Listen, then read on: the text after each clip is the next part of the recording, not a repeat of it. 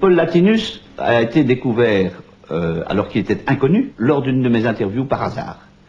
Rapidement, j'ai mené une enquête. Et cette enquête m'a montré comment Paul Latinus avait été implanté dans le Front de la Jeunesse avec des missions bien particulières. D'apprendre au Front de la Jeunesse comment s'organiser dans des actions violentes. Attaque de café d'immigrés arabes, camp d'entraînement militaire, manière de se faire encadrer pour la surveillance. Alors la structure de Western New Post, je rappelle aussi que c'est la structure identique pour tous les morceaux, pour tous les quartiers de la même tarte. C'est toujours le même principe. Vous avez un état-major au-dessus. Au-dessus de cet état-major, vous avez ces deux grandes directions qui apportent soit l'assistance économique, soit l'assistance de besoins d'autorité immédiate. Bon, ces gens-là, en haut, on ne les connaît pas. Ils ne sont connus que des personnes clés, des personnages clés. En Europe, en l'occurrence, il y avait 9 personnages clés. Un des 9 était Paul Latinus. Latinus avait été chargé de constituer et de structurer ce groupe comme une armée secrète, un peu sur le modèle de l'ASS. Il y avait un service secret, un service de sécurité à l'intérieur du groupe. Chaque membre du groupe portait un double nom, un nom de code, généralement des noms allemands. Chaque membre ne connaissait pas l'autre et on recrutait dans ce groupe par parrainage. Et celui qui était recruté ne connaissait pas les autres membres de l'équipe. On peut créer une branche action avec ceux qui sont les plus physiques. On peut créer une branche, je veux dire, intellectuelle. Ce sont ceux qui vont gérer le renseignement. Donc de l'information, de l'action et de l'université. L'université, pourquoi? Parce qu'on a parfois besoin d'un scientifique, d'un laborantin pour un produit bien spécial. Je reprends contact avec Paul Latinus.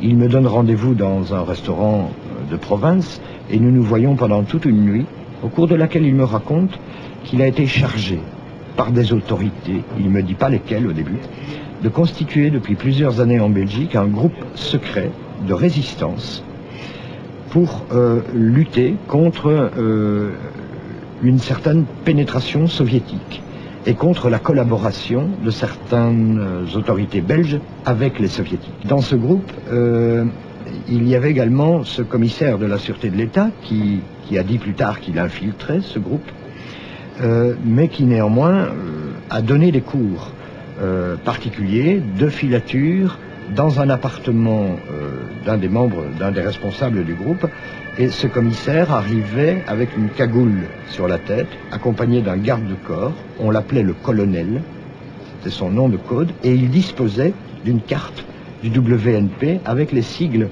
secrets du groupe.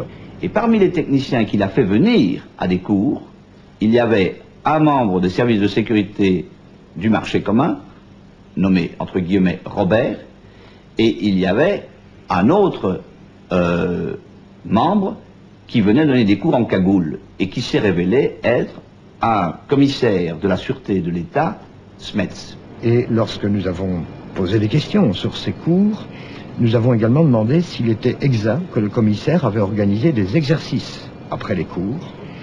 Et le commissaire a fini par admettre qu'il avait été sur les lieux d'un exercice au mois de mai 1984, ici dans Bruxelles.